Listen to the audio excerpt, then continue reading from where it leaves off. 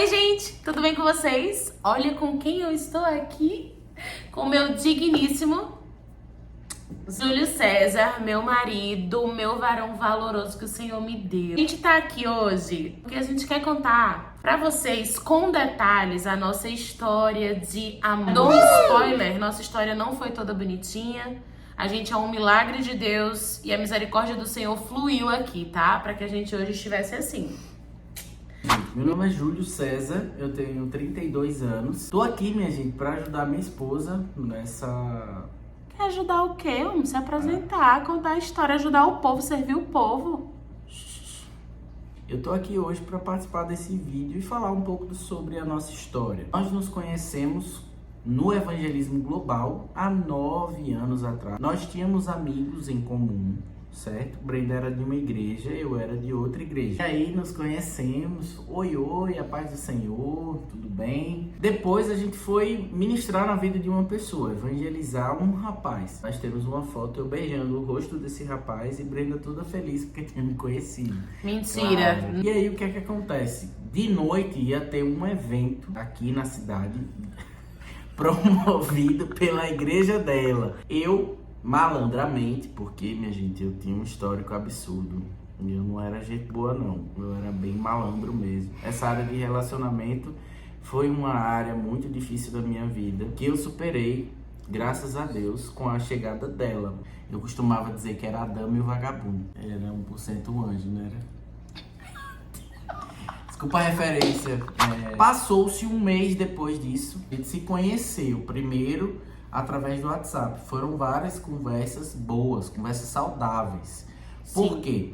Embora eu fosse vagabundo, alguém ruim, de um caráter imperfeito, de um caráter bem, realmente, bem problemático e falho, eu queria que desse certo porque eu já tinha passado por inúmeras experiências amorosas, tinha ferido pessoas, me ferido também, não era mais virgem, então eu queria um relacionamento realmente santo e eu via na vida dela uma vida de santidade, um relacionamento diferente porque ela era diferente. Conversamos muito, né, assim uns 2 meses, 3 meses, e aí resolvemos marcar o primeiro encontro pra gente se conhecer pessoalmente. Nós fizemos esse encontro nesse parque, fiz ali um piquenique com uma toalha xadrez no chão, coloquei o som, ambiente, com as músicas que ela gostava de ouvir. Colocou uma Bíblia aberta. Botei uma Bíblia aberta no meio, porque eu disse assim, só assim para conquistar a varoa, tem que ser crente. Então botei a Bíblia no meio,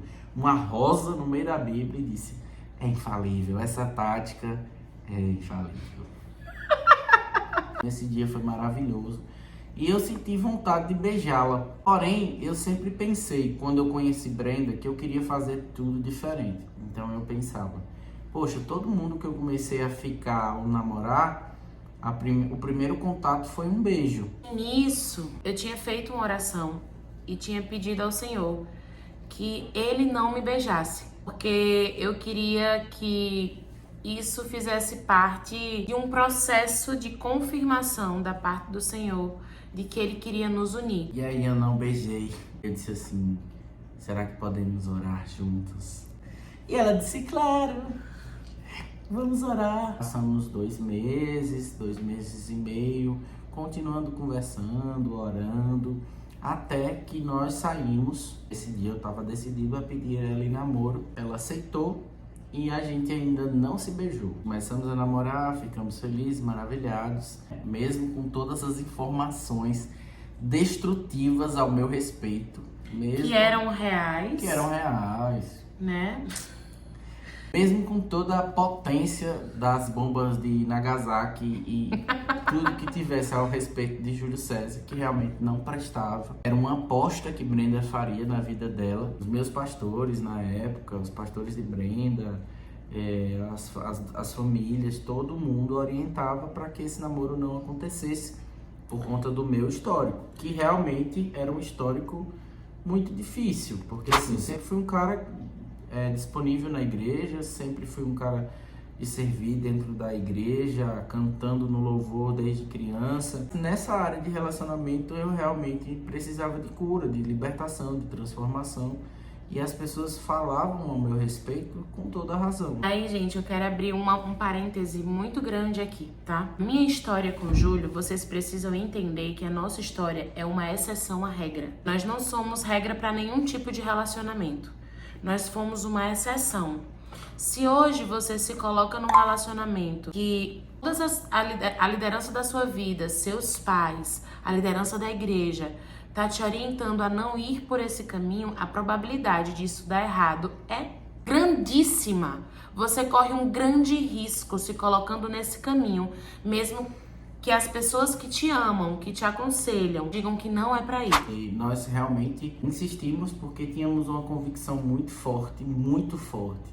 E se a gente tivesse, se eu tivesse, né, ouvido essa liderança, talvez não para começar um relacionamento com o Júlio naquele momento, mas para que Júlio entrasse num processo aí de mudança, para que talvez lá na frente a gente iniciasse o nosso relacionamento, a gente teria evitado muitas dores, muitos pecados e muito sofrimento pelos quais passamos. Apesar da nossa liderança respeitarem a decisão, entenderem a nossa decisão, mas não verem tanto um futuro nessa relação, não estava errado. Eles estavam certos. Eles nos amavam por isso e eles viam em nós pessoas que não estavam prontas para entrar nesse relacionamento. E é tanto que a gente quebrou muita cara por isso. Nós tivemos uma relação muito boa inicialmente falando. Nós orávamos, nós andávamos juntos, nós tínhamos um relacionamento bom com Deus. Estávamos no início muito promissor, até que eu decidi ir morar na Paraíba, onde Brenda morava na época, porque fazia faculdade lá. Eu trabalhava aqui na minha cidade, sempre fui trabalhador desde mais novo, mas eu queria estudar também, eu queria fazer faculdade, eu queria ser alguém na vida no sentido de estudo. E aí eu disse, cara, eu não tenho como sustentar um relacionamento à distância. Então eu disse, Brenda, eu vou fazer a faculdade aí na Paraíba. Eu vou pra aí, eu vou estudar, vou passar na prova e vou morar aí. E aí, sem perguntar a minha família, sem perguntar aos pais de Brenda, só informei, na verdade, a minha família que eu iria. Fiz a prova e passei. Fui morar na Paraíba, saí da minha igreja na época, também com a bênção do meu pastor, e fui morar na Paraíba. Comecei a trabalhar lá, estudar, e aí a gente se via com mais frequência, obviamente. Morávamos na mesma cidade. E longe dos nossos pais. Longe dos nossos pais, então longe dos nossos pastores, longe da nossa igreja. Começamos a ter mais contato, né? E esse contato foi de uma forma precipitada, né? Acabou fazendo com que a gente tivesse mais intimidade. Então chegou um tempo em que a gente foi avançando sinais que não deveríamos avançar. Chegou o dia que começou a pior história das nossas vidas dentro do namoro. Foi quando caímos, transamos, né? E aquilo ali começou a se tornar uma rotina nas nossas vidas. E aí, quando nós caímos, nós não confessamos o pecado para as nossas lideranças de lá da Paraíba e nem da liderança de Juazeiro. Pra ninguém, nem nossos pais. Isso, não confessamos para ninguém. Continuamos vivendo uma vida de promiscuidade, né? Lutando, tentando parar, aí parava um tempinho, voltava, mas sempre, né, caindo. E é muito importante falar sobre isso, porque às vezes a gente encontra casais que dizem que estão vivendo essa fase no namoro, que estão lutando para não cair, já caíram e estão lutando para não cair. Deixa eu dizer uma coisa para você, você não vai vencer essa luta. Essa luta com o casal sozinho não é vencida, porque vocês já experimentaram do pecado. Vocês entendem que esse pecado é bom, o desejo e a atração sexual pelo outro é maravilhoso, só que quando é feito antes do casamento se torna um pecado, e esse pecado é um abismo, e a Bíblia é muito clara a dizer que um abismo chama outro abismo. Salmos 42. Então a gente vai chamando um abismo, outro abismo, e quando a gente vai ver, a gente está profundo mesmo no pecado. Então a gente não venceu nada disso sozinhos. Nós tivemos que ter o apoio de uma liderança conosco. Nós tivemos que confessar os nossos pecados em meio a uma guerra. Porque assim, o que é que aconteceu? Nós íamos pecando, ficamos pecando. E aí, em meio a uma confusão que aconteceu com as pessoas que moravam com Brenda, uma das pessoas contou aos pais de Brenda que a gente tinha transado. Foi um baque muito grande para a família, porque é uma família conservadora, é uma família com raízes profundas, com raízes de respeito, né? Eles fizeram de tudo para que a gente namorasse, mesmo eu tendo um histórico muito ruim, de muitos relacionamentos. Eles abençoaram, deram um voto de confiança, arriscaram também. E eu quebrei esse voto de confiança junto com o Brenda, obviamente. Sim. A minha responsabilidade como homem, né, e como mais velho também da relação, era realmente ter sido fiel à minha palavra, ao meu caráter, mas diante de uma relação em que você toma decisões que estão acima de orientações, acima de cuidados da liderança, de cuidados dos seus pais, que vocês não seguem aquilo que realmente é mais próximo do correto, você acaba se arriscando e esse risco pode trazer a queda. E foi o que aconteceu conosco. Os pais de Brenda ficaram revoltadíssimos, com razão. A gente acabou se distanciando, passamos alguns meses distantes. Foram mais de 6 meses. Sim. Que a gente ficou bem distante, assim. Ficamos distantes. A gente foi proibido de namorar, assim, então... Foi proibido de namorar, proibido de se ver, né? Nós estudávamos na mesma faculdade, ficamos proibidos de frequentar a mesma igreja. Nós hoje vemos como atitudes de pessoas que estavam abatidas com aquela situação. Entendemos também que os pais de Brenda estavam numa razão, estavam bem revoltados com tudo, embora as atitudes, muitas delas tenham sido radicais, né? Hoje eu vejo com um pouco desse lado também, mas foi o que a gente plantou e a gente acabou colhendo. Muita confusão, muita guerra, né? Passamos 6 meses distantes. Eu fiquei sem falar com meu pai, né? O meu relacionamento com meu pai, com a minha família foi bem destruído nesse processo. Eu sofri muito por estar longe de Júlio também. E, gente, meu esposo é psicólogo, pra quem não sabe, maravilhoso. Eu quero que você fale sobre isso, sobre dependência emocional, sim, carência emocional, idolatria, sim, tá? Quando nós começamos a prática sexual, nós nos distanciamos das pessoas, não só como nos distanciamos de Deus.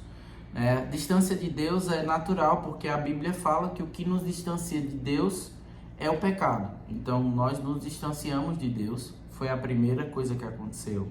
Depois começamos a nos distanciarmos das pessoas, porque criamos um vínculo muito forte, uma ligação emocional muito forte, uma ligação psicológica muito forte e uma ligação sexual muito forte.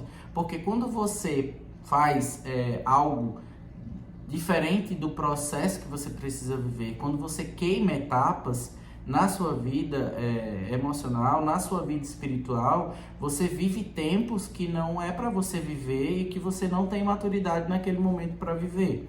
Então o que acontece? A gente gerou uma dependência emocional um do outro, uma dependência sexual, não vivíamos um sem o outro, nós não tínhamos amigos, distanciamos todos os amigos de perto de nós, distanciamos a família, nós tínhamos um ao outro como reis, como Deus e como igreja também. Nós éramos uma religião do outro, né? Tudo isso porque queimamos etapa, né? Eu não era mais virgem, Brenda era virgem na época. Para Brenda eu fui o primeiro, né? Eu já tinha vivido outras experiências, então acabou que isso também gerou mais dependência. Acabamos ficando presos em muitas prisões, né? Que o pecado nos trouxe. Falando agora para as meninas, eu não sei como vocês estão, né?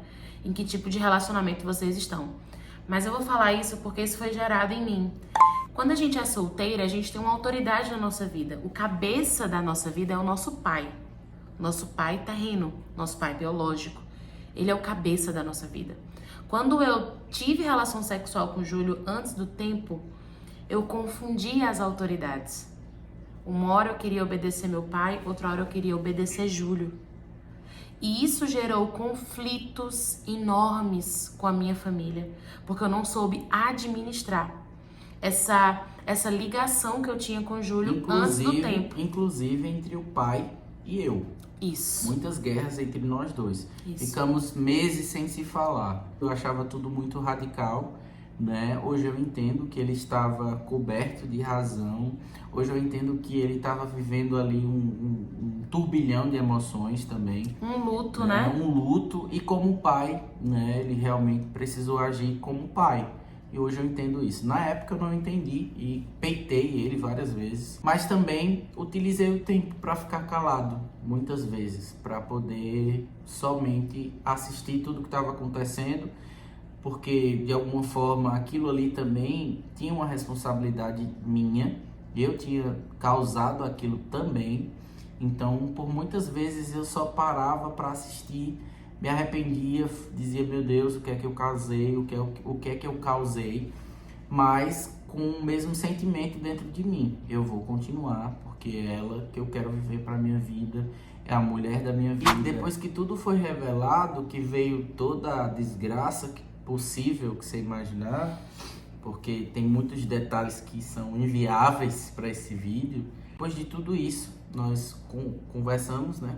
Brenda conversou com a família e disse, nós vamos continuar o relacionamento e é isso aí. Nós precisamos que vocês aceitem. Isso, quando a gente falou pros meus pais que a gente precisava que eles aceitassem, eu já tinha meus 23 anos. Meus 20... 23 não, 24 anos, Júlio já tinha seus 26, 27 anos. Nós já éramos adultos. Como adultos, nós resolvemos tomar uma postura, uma decisão de que íamos continuar, mas que íamos seguir um propósito, que era deixar o pecado, porque o pecado tinha destroçado as famílias e trazido muita dor para dentro da nossa relação. E só tinha uma forma de abandonar o pecado. Primeiro, confessando. Confessamos os pecados aos nossos líderes, contamos tudo o que acontecia em detalhes, que dormíamos que eu dormia na casa de Brenda, que a gente dividia feira, praticamente morava junto. A gente morava junto. E quando nós encontramos uma igreja que nos amou muito na Paraíba, pessoas que nos amaram muito, famílias que nos amaram muito e somos eternamente gratos.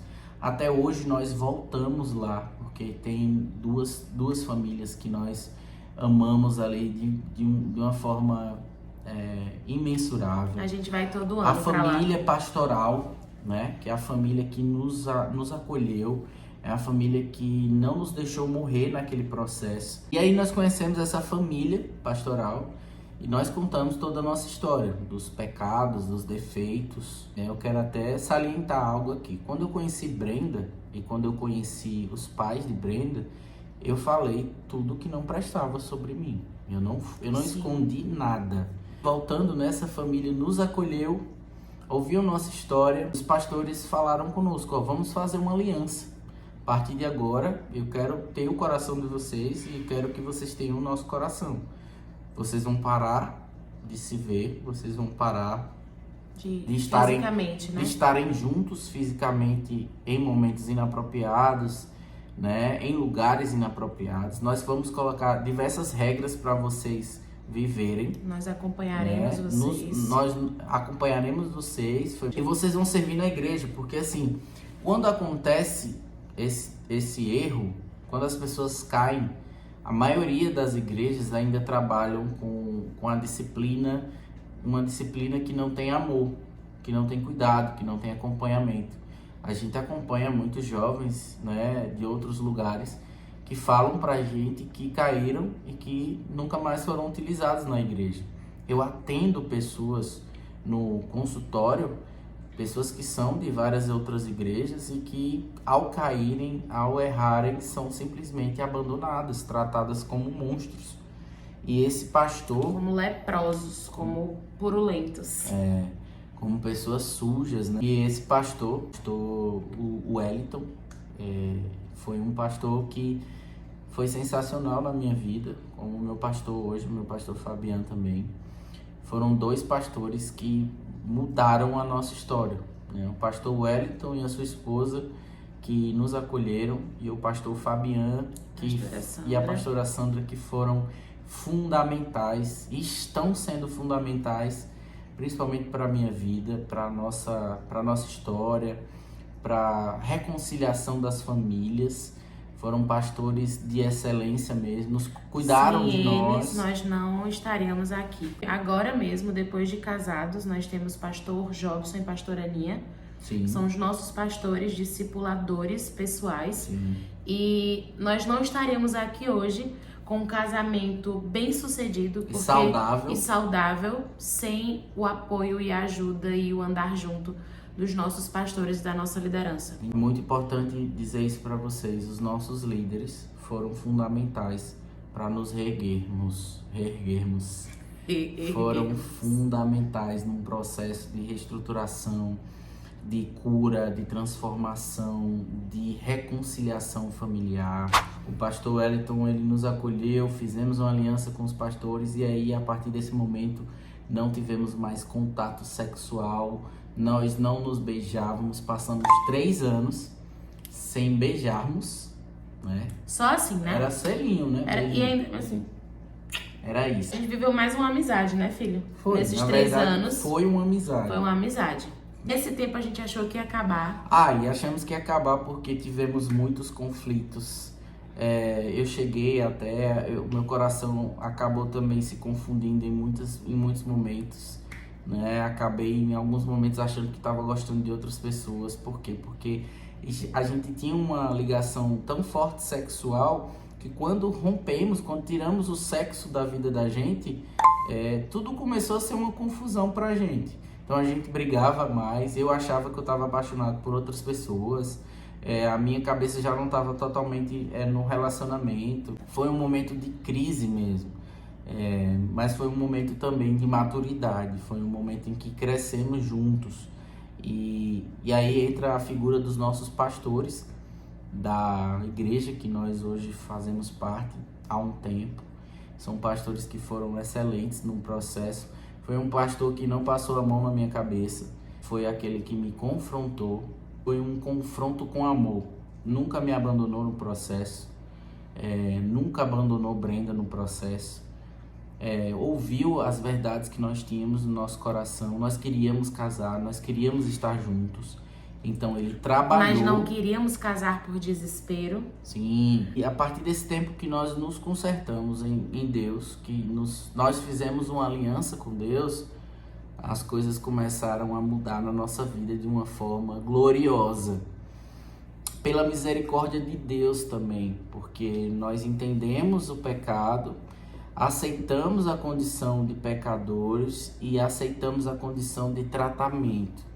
E nessa condição de tratamento, quando você está disposto, quando você está realmente querendo uma mudança, viver isso, as coisas começam a fluir de uma forma inevitável. E aí a gente noivou, fizemos o nosso chá.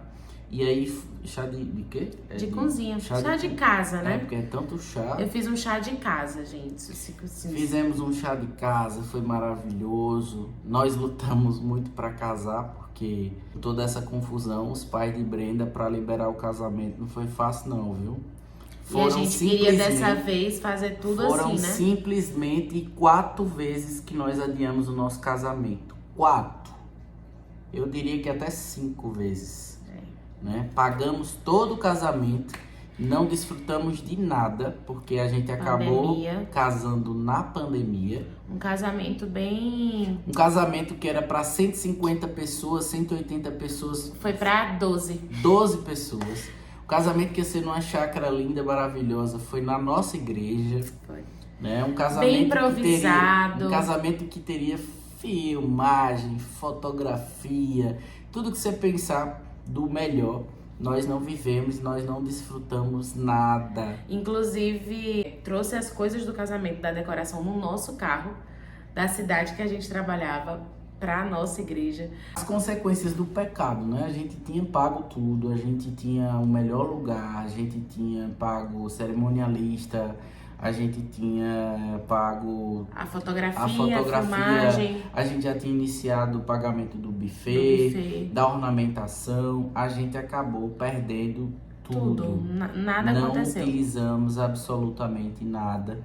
E se não fosse nossos pastores cedendo à igreja, o nosso casamento... Acreditando em nós, porque Eles abraçaram. Sim, Vamos casar na igreja, vamos pra igreja. Casou no civil antes. Sim. A gente achou que ia ficar só por isso, pro civil, mas Deus nos deu a honra de pelo menos eu vestir um vestido de noiva, né, filho? Nossa lua de mel, que era uma viagem, não teve como viajar, porque a gente tava em pandemia, então a gente ficou num hotel. Num hotel perto da igreja, gente. Perto da igreja.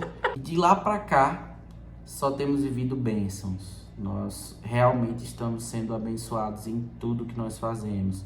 Nós hoje vivemos numa casa muito boa, nós temos o nosso carro, nós temos uma vida com uma igreja maravilhosa e nós somos líderes nessa igreja, né? Nós lideramos 2 anos adolescentes nessa igreja, nós temos uma célula, né, na nossa igreja também. Eu estou hoje dentro do Ministério do Louvor. Hoje nós somos um casal feliz, um casal amado pelas pessoas, um casal querido pelas pessoas, um casal semeador. Nós semeamos na vida de pessoas. Trabalhamos no mesmo hospital. Trabalhamos, na verdade, em vários lugares juntos. Todos os trabalhos que nós tivemos, Deus deu a honra da gente trabalhar juntos. E hoje a nossa história, que era motivo de vergonha, que era motivo de medo de ser falado, hoje é motivo de testemunho. Nós queremos levar a nossa história para onde a gente for, abençoar vidas, abençoar pessoas. E é por isso que é possível. Sim, é possível ter um namoro santo. É possível cair e ter um namoro santo. É possível ser restaurado, é possível não perder o amor do Senhor, porque as pessoas acham que após a queda, após o fracasso, o Senhor não vai amar, o Senhor não vai cuidar, o Senhor vai abandonar, mas na verdade o Senhor nunca nos abandona. O amor de Deus ele é infinito e ele está sobre as nossas fraquezas, sobre as nossas dificuldades. Então ele está além de tudo isso, ele é além de tudo isso. É possível transpor a disciplina do Senhor, porque Deus ele disciplina os seus filhos a quem ele ama. Então você pode estar passando por um tempo de disciplina, por conta que você já caiu. Mas se você está vivendo esse tempo, alegre-se, o Senhor te ama. E Ele não quer te perder por nada. Então, por isso que existe o tempo de disciplina. E ele é importante no processo. Viver isso pode ter trazido as dificuldades que nós tivemos, as consequências que nós vivemos. Mas hoje nós podemos agradecer e glorificar a Deus, né? Porque o Senhor tem sido bom. Amém. O tempo todo. E foi o tempo todo bom. Olha, digo uma coisa para vocês. Se vocês tiverem acompanhamento dos líderes de vocês, se vocês se arrependerem, se vocês buscarem uma vida de santidade, de devocional com Deus, dificilmente, se não houver realmente empecilhos da parte do Senhor, dificilmente não dê certo. Porque o Senhor, ele é um Deus que tem prazer em constituir famílias, né? A família é um projeto de Deus. Então, se você vive isso da forma correta, com os seus líderes acompanhando vocês, abandonando o pecado, eu tenho certeza que o Senhor, ele pode sim fazer milagres, restaurar coisas que são humanamente impossíveis. E quero dizer para você que você não está sozinho. Mas se você que está me ouvindo não acertou no processo, caiu durante esse processo, nem sempre é o fim. Talvez você não seja a exceção da regra, talvez Deus realmente queira tirar esse relacionamento da sua vida, porque nada pode ser maior do que a presença dele, nada é mais importante do que a presença e a vida dele em nossas vidas. Se o relacionamento de vocês estão no nível de religiosidade, no nível de idolatria, for maior do que Jesus, não vai dar certo. Se você realmente estiver fazendo do seu namoro um Deus, um bezerro de ouro, não vai dar certo, o Senhor vai destruir. Mas se você tem um desejo de fazer do seu relacionamento um relacionamento de Deus, para a glória e honra de Deus, e Deus tem um propósito com vocês, tenha certeza que o Senhor irá cumprir esse propósito. As coisas para mim e para Júlio, elas só começaram a realmente acontecer em relação à restauração, cura, né, transformação, quando eu e ele abandonamos o pecado, nos arrependemos e a gente realmente entregou o nosso namoro a Deus. Se Deus quisesse restaurar, se Deus quisesse que a gente continuasse junto, amém. Mas se Deus também quisesse que a gente, cada um seguisse o seu caminho, amém também. Então tem muitas pessoas que deixam de viver aquilo que Deus quer pra você dentro de um relacionamento, porque você tá tratando aquilo como um Deus. E você imaginar sua vida sem aquilo ali, você não consegue nem imaginar o fim do mundo pra você. Isso significa que o seu namoro, que o seu namorado, a sua namorada é um Deus pra você. E com esse tipo de idolatria, o Senhor não se relaciona. E Ele não faz com que as coisas aconteçam. E aí, pra finalizar, nós temos algumas perguntas que as pessoas fizeram aí pelo Instagram, mas não vamos responder agora. Irá vir outros vídeos aí e a gente vai estar respondendo essas perguntas Juntos. Vocês podem também, após esse vídeo, procurar aí nos comentários algumas coisas. A gente pode também gravar a partir desses comentários, a partir dessas perguntas. Mas eu quero dizer a vocês, o Senhor é um Deus de restauração, um Deus de milagres. E Ele fez um milagre nas nossas vidas. E hoje nós somos felizes. Graças a Deus por tudo que o Senhor fez e ainda vai fazer, tá bom? Fica com Deus, seja abençoado a partir desse vídeo. Jesus. Talvez ele fique um pouco longo, né? A história é longa Se mesmo. você chegou até aqui, obrigada. Mas se você chegou aqui, obrigado. Cheiro. Deus abençoe, fica com Deus. Até mais, gente. Você mudou meu jeito de pensar, me fez acreditar no amor de novo, o amor de Deus pra mim.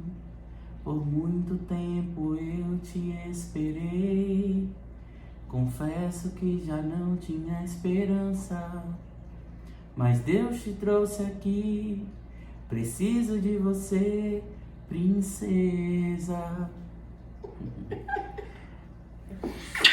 Porque eu amo teu sorriso, eu vejo o agir de Deus em ti. Coisa linda, te amo. Gravamos. Agora o problema é seu para editar.